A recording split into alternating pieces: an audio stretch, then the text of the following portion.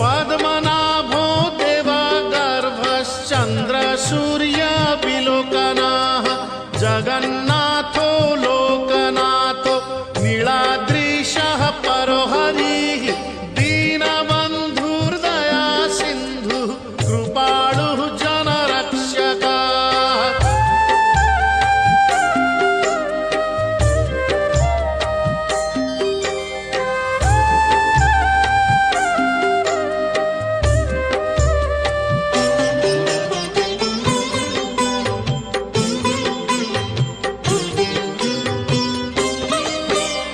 कम्बुपाणिः चक्रपाणिः पद्मनाभो